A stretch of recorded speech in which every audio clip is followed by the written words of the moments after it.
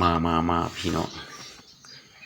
มื้อนี้ตื่นแต่เช้าหลังจากนึ่งข้าวสุกแล้วก็สิบ่มีหยังกินก็เลยสิหามาเก็บดอกมะอึอยู่สวนครัวหน้าบ้านเพื่อเข้าสู่ไปการแต่งกินเนาะเก็บดอกอึเลือกเอาตัวบ่ทันได้เหี่ยวเอาตัวงามๆเนาะดอกมะอึนี่กับดอกเกือบว่า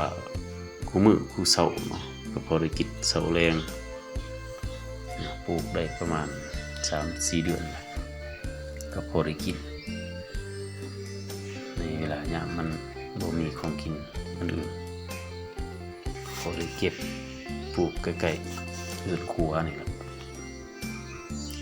เข้ามาเด็ดเอาดอกนี้นำไปลวกหรือตำเจียวก็มีหมากมาเนี่ยเนาะประมาณ3 หน่วยกำลังหมากอ่อน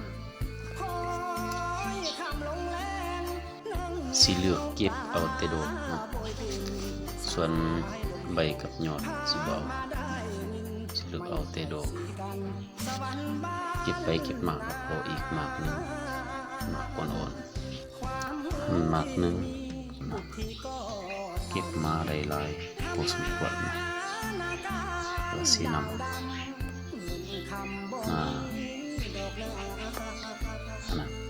แต่งกินมีฮอตใหม่ๆมาโตยามสับหลังจากที่เฮากินได้มาแล้ว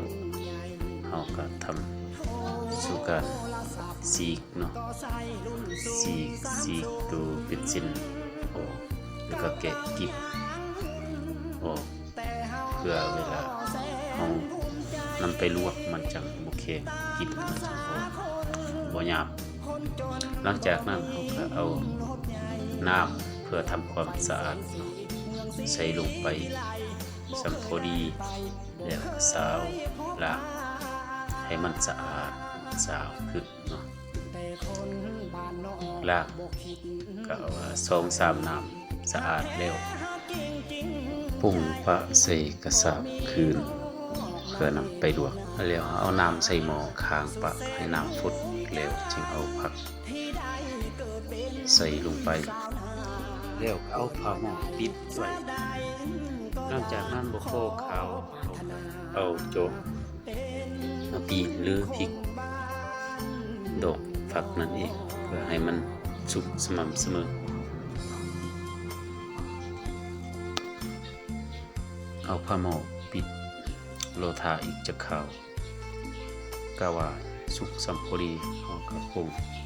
หม้อแล้วก็ตักดอกอึที่โลคั่นใส่ถ้วยเนาะการเฮ็ดกินในคาบเช้ามื้อนี้ก็สำเร็จเสร็จสิ้น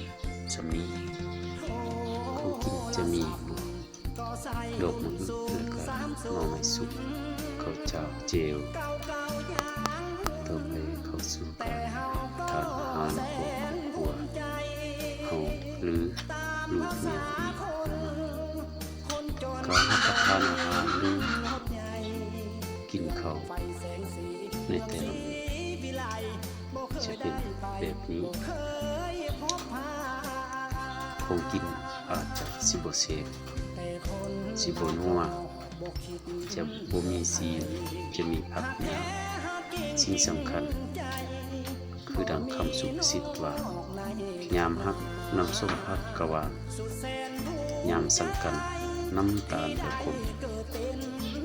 ถ้าฮักกันกินหยังกะแซ่บอยู่ในครอบครัวก็มีความอบอุ่นอยู่อย่างมีความสุขถ้าเฮาสังกัน